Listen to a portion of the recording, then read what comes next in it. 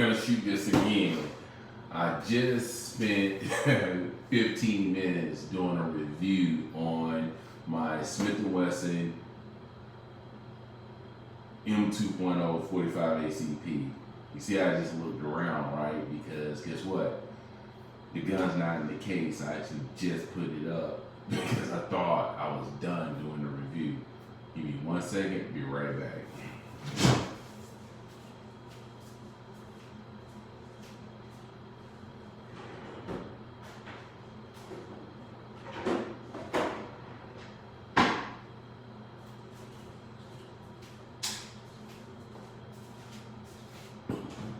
All right, so we're back. So as you see, we're unloaded. Nothing's in the chamber. Slides empty. The loaded ammunition is all the way over here, away from the gun. So I just did a 15-minute review on this gun, and the phone died. So I'm gonna redo it again. So anyway, this is my Smith & Wesson 2.0 45 ACP. As you can see, it has the 5.1 barrel. It's a threaded barrel for your suppressor or your compensator. It comes with suppressor height sights. It's the 2.0, so you're gonna get the rear fifth scale serrations, the little itty bitty front fifth scale serrations, along with the aggressive hand grip. This is one of my favorite handguns that I own. I love shooting this gun. It's extremely accurate. One of the things I will say, it took some time for me to get used to the suppressor height sights. If you've never shot with suppressor height sights before, it's gonna take a while. I actually shot a Kimber with suppressor height sights and a suppressor on it before, and it was a little weird to get used to, but once you get acclimated, you're fine. One thing I did do to this pistol is I painted the front sight with some fingernail polish. I know I wanted to shoot matches with this gun, and I wasn't willing to spend $100, $150 for some fiber optic sights or some day glow sights or whatever. So I bought some $2 fingernail polish, red. I dotted the front sight with a Q-tip and painted it, and it works very well. It actually gave me a ton of speed by doing that. And this gun is fast already. And I'll just show you that right there. You can see it. See that. So I put my hand in front of the gun. It's unloaded. So anyway, one thing about it, it's a smooth gun, it's a smooth pistol.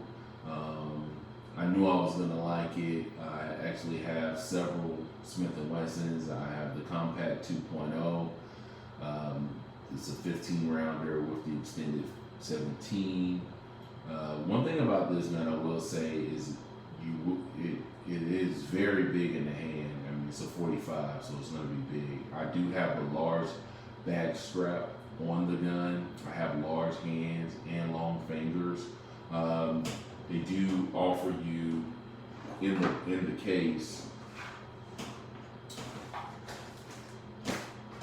a small, a medium, and a medium large, along with the large. So you get 4 options. That's one thing I really do like about Smith & Wesson is that they have a lot of things on the pistol, but everything serves a purpose. You know what I mean? So that's one thing I do like. Of course, in the box, I'm just kind of going back. I should have covered this before. You get a lot, warranty information, and owner's manual. But let's talk about the trigger. Just like I said, it's one of the smoothest guns I own. It's one of my favorite. It has a better trigger than my Glock, better trigger than any of my other handguns. really do like it. So like I said, right, so that's the wall there. So it's more creep in it than like a CZ Shadow or like a SIG X5 or anything like that. But those guns are 3 times the price of this gun, and of course I can and will upgrade to get an Apex trigger. So reset it. You're gonna hear the audible reset right there, and then right there to the wall, which is really nice. And I do like that about this gun. It's very nice. So one thing about it right here, you see, just like on every other Smith & Wesson in the 2.0 line, especially, they have this takedown lever. So all you need to do is lock the slide back. Okay, pull this takedown lever down. All right. And so what you can do is push this little pin down if you don't want to dry fire it. I don't care about dry firing, so that's what I'm gonna do. Back, and then do a little dry fire, and the pistol comes apart. So let me actually close this back. Okay. So here we are with the lower. Like I said, it's the grip. It's very light. It's polymer. This gun is very dirty. I've put 150 rounds through it last week. The week before that, it's 100 rounds. The week before that was 100 rounds. So about 350 rounds in the past 3 weeks. I've owned this gun for about 4 months now, and it has a little over 1,000 rounds. So this week I'm gonna go ahead and get it cleaned up, get it lubed up, and put it back into action for another match. That's pretty much that with the lure. We have a slide. One thing I will say is this slide is extremely heavy.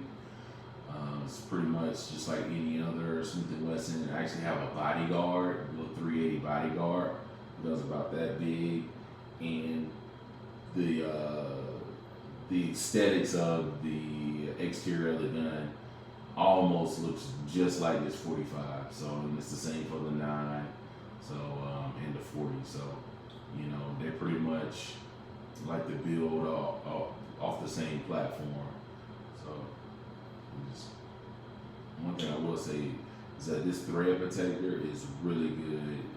If you put this thread protector on, I hadn't had to tighten this thread protector much at all, and I don't have any Loctite on it. So just like I said, you see right there, I have to put a lot of oomph into it. And this is a very low recoiling gun, and that's a testament to how heavy the slide is.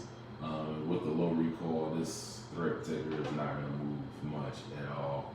And let's take the spring and guide rod out here. And then there's your barrel. And that's pretty much that right there. Just like I said, it's a really nice, smooth pistol. For the money, you get a lot of value for your money with this firearm. Even if you wanted to carry it for defensive carry, you could. Probably something you want to carry in the winter time when you have a big coat on or a larger garment. It's not. I wouldn't say this would be something that I would want to carry during the summer or spring months. This is probably something I'm going to carry during the winter months, but I pretty much carry my shield and my bodyguard 380 every day. So in the wintertime I may incorporate this into everyday carry, but for the most part, this is a gun that I purchased just to do games, shoot matches, and kind of go to the next level with my shootability. So that's pretty much that. So here, make sure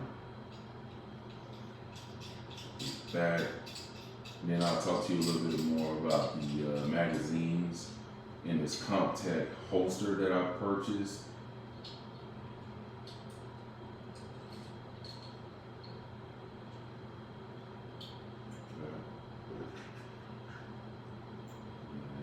Just slide it right back on.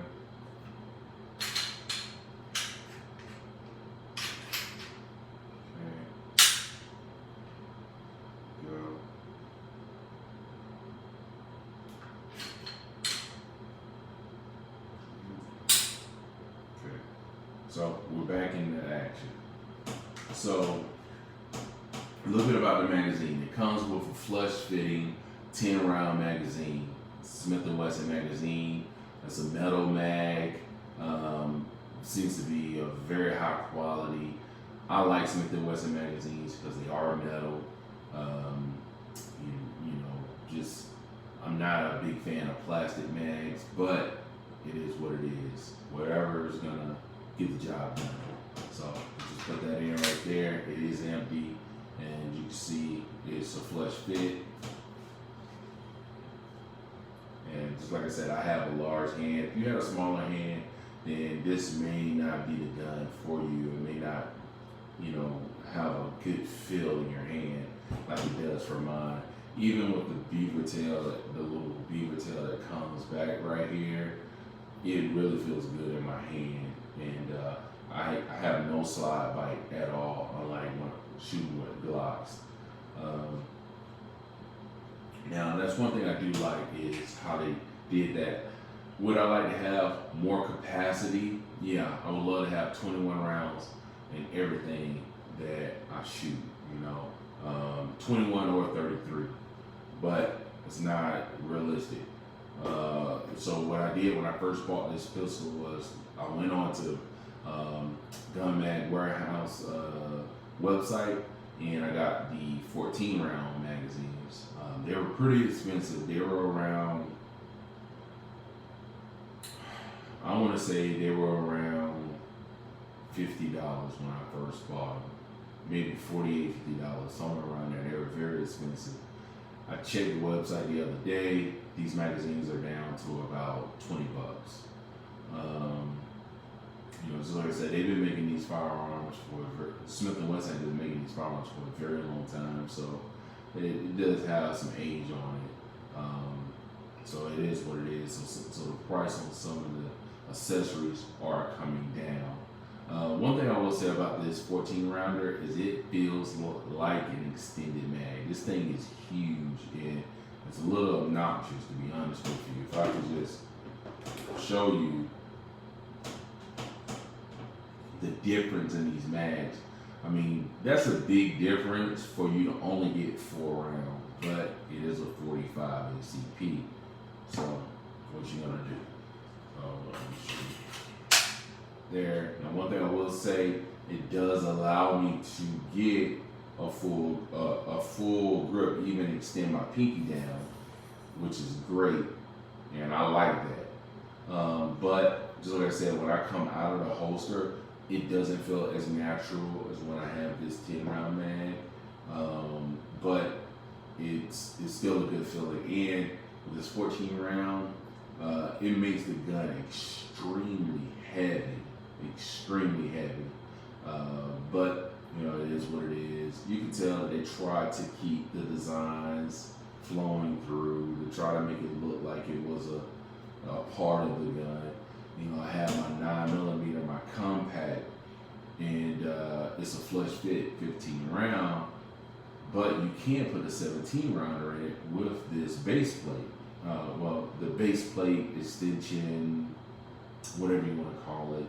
So it just slides right over the magazine, and you're able to get your pinky on here. Well, this right here is actually